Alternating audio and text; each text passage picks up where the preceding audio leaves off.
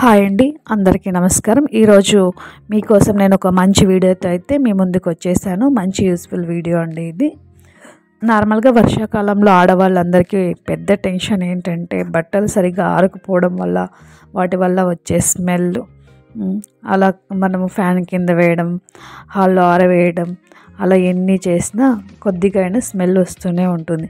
అందుకే ఈరోజు మీకోసం మంచి వీడియోను చేయాలని చేస్తున్నానండి. ఈరోజు మేము ఉన్న చోట అయితే చాలా వరకు అందరి ఇళ్ళకి చాలా కామన్గా ఉండేది ఏంటంటే ఇలాంటి ఒక షీట్ కామన్గా ప్రతి ఇంటికి ఉంటుందన్నమాట.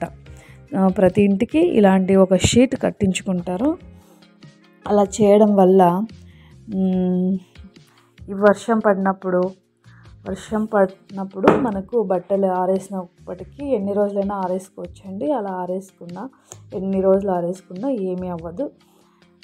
వర్షం పడుతుందనే టెన్షన్ ఉండదు. హడావిడిగా వచ్చి బట్టలు తీసుకోవాలి అలాంటి టెన్షన్స్ ఏమీ ఉండదండి. అలా షీట్ వేయడం వల్ల బట్టలు బాగా ఆరుతాయి అన్నమాట. మేము ఒక్కరే అనే కాదు, ఇక్కడ చాలామంది చాలా కామన్గా ఇలా షీట్ వేసుకుంటూనే ఉన్నారు. మేమున్న ఇంటికి మా ఓనర్ వాళ్ళు వేయించారండి.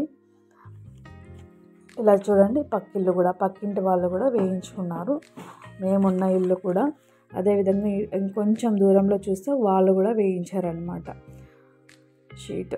ఇలా చూడు, మా పక్కింటి వాళ్ళు కూడా షీట్ వేయించుకున్నారు. ఇలా బట్టలు ఆరేసుకోవడానికి అనుకూలంగా ఉంటుందని. వర్షాకాలంలో ఎలాంటి టెన్షన్ ఉండదండి. మేమున్న చోట అయితే వర్షాకాలంలో చాలా ఎక్కువ వర్షం పడుతూ ఉంటుంది, ఎండాకాలంలో ఎక్కువ ఎండ ఉంటుంది, చలికాలంలో చలి కూడా ఎక్కువగా ఉంటుంది. అదేవిధంగా అటు చూస్తే ఇంకో షీట్ వేరే వాళ్ళు కూడా వేయించుకున్నారనమాట.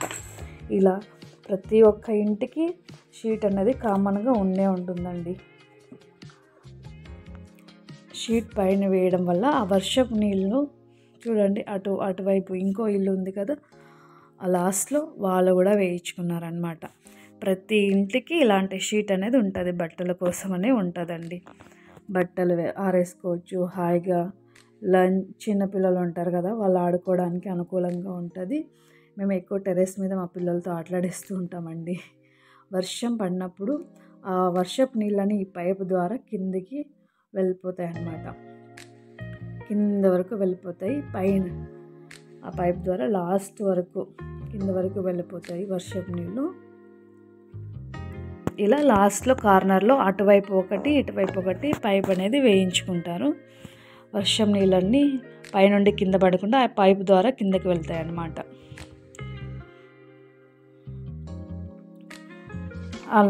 నార్మల్గా మా పిల్లలైతే ఇక్కడేనండి ఎక్కువగా ఆడుకుంటూ ఉంటారు.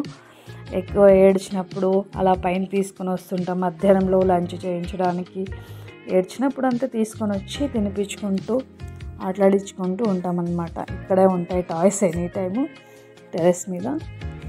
ఇంకా అమ్మ నాన్న వస్తే వాళ్ళు ఎక్కువగా టైం స్పెండ్ చేసేది టెర్రస్ మీద. ఒక చాపు దిండ తీసుకొని అమ్మ వచ్చినప్పుడు అమ్మ, నాన్న వచ్చినప్పుడు నాన్న ఇక్కడే పిల్లలతో ఆటలాడుకొని ఉంటారండి.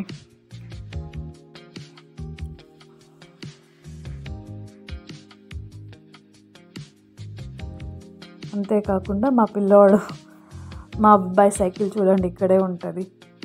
ఇక్కడ మా వర్షాకాలంలో వర్షం పడేటప్పుడు బజ్జీలు వేసుకొని కాఫీ టీ తీసుకొని వచ్చి స్నాక్స్ వర్షం చూస్తూ తినుకుంటూ ఎంజాయ్ చేస్తూ ఉంటాం. అప్పుడప్పుడు మా బాబు పడుకునేస్తే ఇక్కడ ఒక జోలు కూడా ఉంది, ఇక్కడే పనుకోబెట్టేస్తామండి.